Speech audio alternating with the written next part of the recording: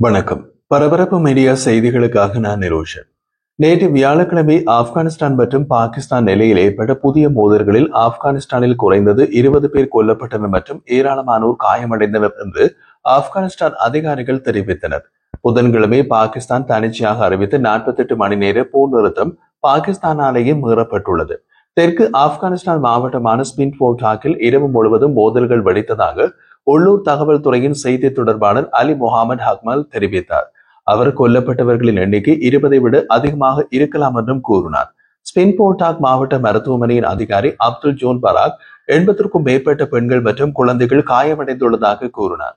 நேற்று வியாழக்கிழமை பிற்பகல் 5:13 மணிக்கு காபூல் நகரின் 4வது மாவட்டத்திற்குள் உள்ள பகுதியில் பாகிஸ்தான் விமான தாக்குதலை நடத்தியது. இதன் விளைவாக பல குடியிருப்பு வீடுகள் கடுமையாக சேதமடைந்தன. அதற்கு முன் புதன்கிழமை காபூலின் சில பகுதிகளை பாகிஸ்தான் விமான தாக்குதலில் குறிவைத்ததாக பாதுகாப்புத்துறை வட்டாரங்கள் உறுதிப்படுத்தின.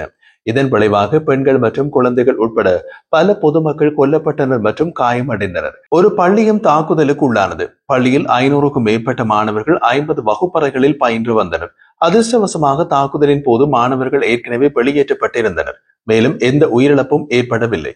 இருப்பினும் பள்ளி கட்டடத்தின் சில பகுதிகள் சேதமடைந்தன.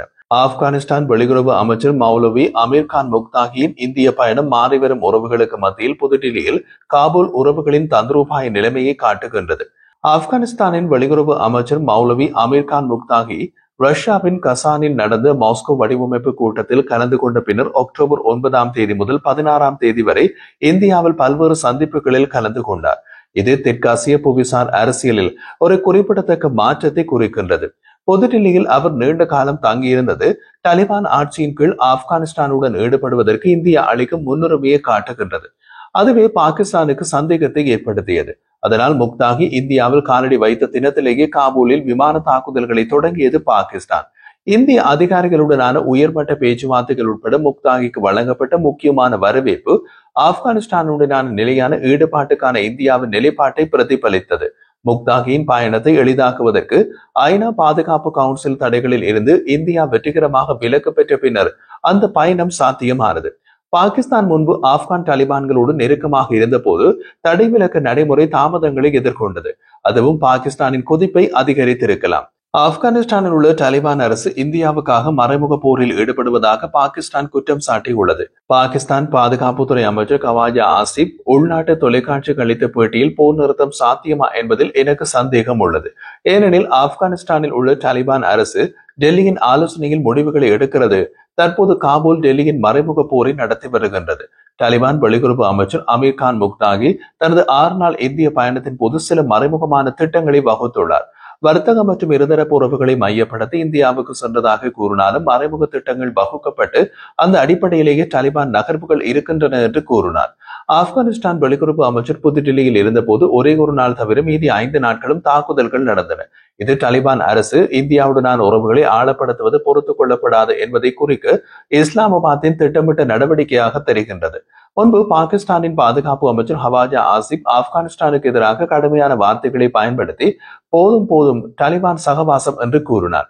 இது இந்திய ஆப்கானிஸ்தான் இடையான நெருக்கமான உறவை இஸ்லாமாபாத் நீண்ட காலமாக எதிர்க்கும் தன்மையினை பிரதிபலிக்கின்றது.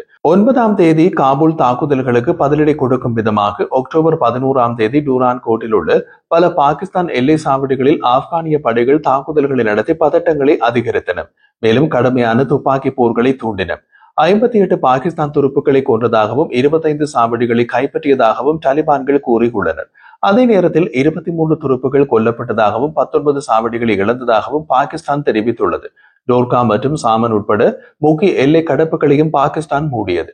இதனால் வர்த்தகம் மற்றும் இறக்குமதி பாதிக்கப்பட்டது. இந்திய மண்ணில் இருந்து முக்தாகி இஸ்லாமாபாத்திற்கு ஒரு வலுவான எச்சரிக்கை வழங்கியது பாகிஸ்தானை மேலும் கொதிப்படைய செய்தது. ஆப்கானிஸ்தானின் இறையாண்மையை பாதுகாப்பதற்கான உறுதியினை குறைத்து மதிப்பிடுவதன் விளைவுகள் குறித்து சோவியத் யூனியன், அமெரிக்கா மற்றும் நேட்டோ படைகளிடமிருந்து பாகிஸ்தான் பாடங்களை கற்றுக்கொள்ளலாம் என்று முக்தாகி தெரிவித்தார். முக்தாகியின் வருகையின் போது வெளியிடப்பட்ட கூட்டு அறிக்கையில் பாகிஸ்தானின் கோபம் மேலும் அதிகரித்தது. அதில் பகல்காம் தீவிரவாத தாக்குதலை ஆப்கானிஸ்தான் கடுமையாக கண்டித்து ஜம்மு காஷ்மீர் இந்தியாவின் ஒருங்கிணைந்த பகுதி என்பதை மீண்டும் உறுதிப்படுத்தியது. அதே நேரத்தில் இந்தியா ஆப்கானிஸ்தானின் இறையாண்மை மற்றும் பிராந்திய ஒருமைப்பாட்டுக்கான தனது மரியாதையை மீண்டும் தெரிவித்தது. இஸ்லாமாபாத் இதற்கு எதிராக ஆப்கானிஸ்தான் தூதரகத்தில் எதிர்ப்பு தெரிவித்தது மட்டுமில்லாமல் மேலும் ஆப்கானிய அகதிகளை வெளியேற்றுவதாக அச்சுறுத்துவதன் மூலம் உளவியல் அழுத்தத்தையும் ஏற்படுத்தியது. பாகிஸ்தானின் விரக்தி தெளிவாக தெரிகின்றது. புதுடில்லிக்கும் காபூலுக்கும் இடையிலான வளர்ந்து வரும் உறவு ஆப்கானிஸ்தானை இறையாண்மை கொண்டு அண்டை நாடாக அல்லாமல் ஒரு தந்திரோபாய ஆழமாக கருதும் பாகிஸ்தானின் நீண்டகால கோட்பாட்டின் மையத்தில் தாக்குகிறது. பல தசாப்தங்களாக இஸ்லாமாபாத் ஆப்கானிஸ்தான் விவகாரங்களில் தலையிட்டு வந்தது. ஆப்கானிஸ்தானில் தாலிபான்கள் ஆட்சியை கைப்பற்றிய போது பாகிஸ்தான் உளவுத்துறை ISI தமது வழிகாட்டலில் தாலிபான் ஆட்சி நடக்கும் என்று எதிர்பார்த்தது. ஆனால் அதற்கு நேர்மாறாகவே எல்லாம் நடக்கின்றன. முக்டாகியின் இந்திய பயணம் முக்கிய புவிசார் அரசியல் மறுசீரமைப்புகளின் போது நடந்தது. ஆப்கானிஸ்தானின் பாக்ராம் விமான தளத்தை அமெரிக்கா கட்டுப்பாட்டுக்குள் கொண்டுவரும் டிரம்பின் வெளிப்படையான ஆர்வத்தை ஆப்கானிஸ்தான் உடனடியாகவே நிராகரித்தது. மறுபக்கத்தில் வாஷிங்டனுக்கும் பாகிஸ்தானுடன் வளர்ந்து வரும் நெருக்கம் ஆப்கானிஸ்தானை பாகிஸ்தானிலிருந்து மேலும் விலக வைத்தது. இதற்கிடையே மற்றொரு பேச்சும் பாதுகாப்புத்துறை வட்டாரங்களில் அடிபட்டது. அது அமெரிக்க நடவடிக்கைகளுக்கு இஸ்லாமாபாத் பாஸ்னி துறைமுகத்தை வழங்க தயார் என்று கூறப்படும் தகவல். பாகிஸ்தான் ராணுவ தளபதி அமெரிக்கா சென்று வெள்ளை மாளிகையில் விருந்து கொடுக்கப்பட்ட போது செய்யப்பட்ட டீல் அது என்கின்றார்கள். அமெரிக்காவை பொறுத்தவரை பாகிஸ்தானின் பாஸ்னி துறைமுகத்திற்கு அட்டகாசமான கேந்திர முக்கியத்துவம் உள்ளது. பலுசிஸ்தானில் உள்ள குவாடருக்கு அருகில் உள்ள பாஸ்னியில் ஒரு சிறிய துறைமுகம் இப்போது உள்ளது. அதை பெரிதுபடுத்தி கட்ட பாகிஸ்தான் அமெரிக்காவை அனுமதிக்கப் போவதாக கூறப்படுகிறது. அதன் பின் அமெரிக்கா அந்த துறைமுகத்தை 99 ஆண்டுகளுக்கு லீஸ் அடிப்படையில் பயன்படுத்தும். இதில் அமெரிக்காவுக்கு என்ன நன்மை? பாஸ்னி துறைமுகம் ஈரானின் எல்லைகளுக்கு அருகில் வாஷிங்டனுக்கு சாத்தியமான கடல்சார் அணுகலை வழங்குகிறது. சீனாவின் பெல்ட் அண்ட் ரோட் முன்முயற்சியை பாகிஸ்தான் நம்பியிருப்பதை குறைப்பது, அமெரிக்க முதலீட்டை ஈர்ப்பது மற்றும் முக்கியமான கனிமங்களை ஏற்றுமதி செய்வதை பாஸ்னி துறைமுக திட்டம் நோக்கமாக வைத்திருக்கிறது. இதன் கேந்திர முக்கியத்துவம் என்ன?